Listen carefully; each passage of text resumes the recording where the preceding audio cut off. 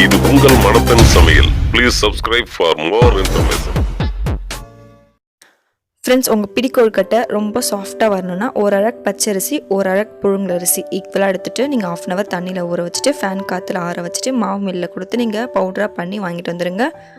அடுத்து நீங்கள் அதில் என்ன பண்ணணுன்னா தேவையான அளவு உப்பு போட்டுக்கோங்க. உப்பு கம்மியாக போடணும், ஏன்னா நம்ம வந்து ஸ்வீட் செய்ய போகிறோம். ஸோ உப்பு வந்து லைட்டாக சேர்த்துக்கோங்க.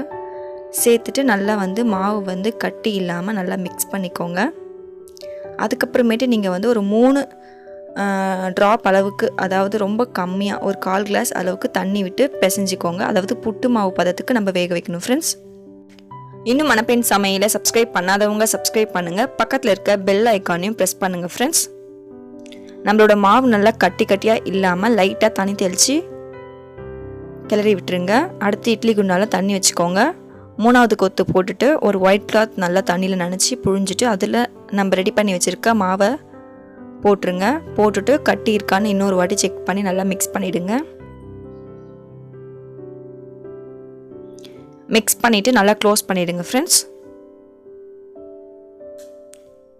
மூடி போட்டு அடுப்பில் எடுத்து வச்சுருங்க.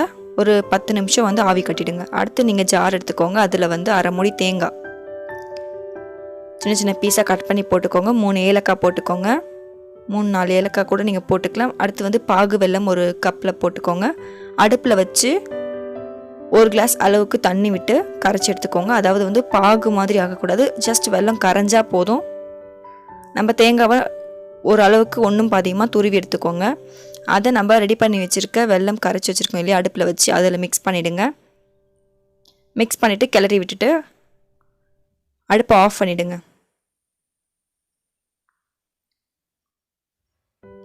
இப்போ நம்ம ரெடி பண்ணி வச்சுருக்க புட்டு மாவு நல்லா வெந்திருக்கும் 10 நிமிஷம். அதை எடுத்து கொஞ்சம் கொஞ்சமாக உங்கள் மத்தோட பேக் சைடு வச்சு மிக்ஸ் பண்ணுங்கள். கட்டி இல்லாமல் நல்லா மிக்ஸ் பண்ணிக்கோங்க.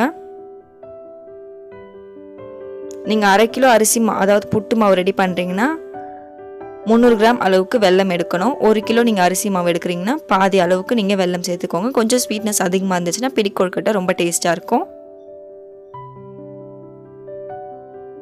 நான் 1 கிலோ மாவு அரைச்சி அதில் 1/2 கிலோ அளவுக்கு எடுத்து நான் கொழுக்கட்டை செஞ்சிட்ருக்கேன். ஸோ நான் வந்து 300 கிராம் அளவுக்கு வெல்லம் வந்து பாகு காய்ச்சி மாவு வந்து நல்லா ஆவி கட்டிட்டு ரெண்டுத்தையும் மிக்ஸ் பண்ணிகிட்ருக்கோம். அவ்வளோதான் ஃப்ரெண்ட்ஸ், மிக்சிங் வந்து கொஞ்சம் இலகலாக பண்ணுங்கள். அப்போ தான் ஆறின பிறகு இருக்கும்.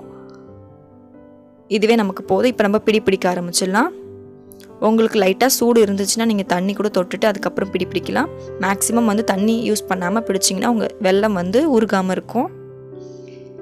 இந்த மாதிரி உங்கள் கை வச்சு பிடிச்சிக்கோங்க. சின்ன சின்னதாக பண்ணி திருப்பி இட்லி குண்டால ஒயிட் கிளாத் போட்டுட்டு அதில் எல்லா பிடியும் அரேஞ்ச் பண்ணிவிடுங்க. அரேஞ்ச் பண்ணிவிட்டு ஒரு 15 நிமிஷத்துலேருந்து ஒரு 17 நிமிஷம் வரைக்கும் நீங்கள் ஆவி கட்டிக்கோங்க. ஃப்ரெண்ட்ஸ், மறுபடியும் அடுப்பில் வச்சு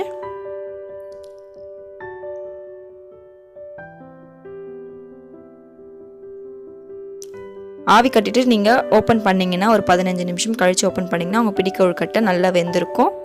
இவ்வளோதான் ஃப்ரெண்ட்ஸ், நம்ம சுவையான சூடான பிடி கொழுக்கட்டை. இன்னும் சப்ஸ்கிரைப் பண்ணாதவங்க சப்ஸ்கிரைப் பண்ணுங்கள். பக்கத்தில் இருக்க பெல் ஐக்கானையும் ப்ரெஸ் பண்ணுங்கள். லைக் பண்ணுங்கள், ஷேர் பண்ணுங்கள், கமெண்ட் கொடுங்க. Friends, bye friends.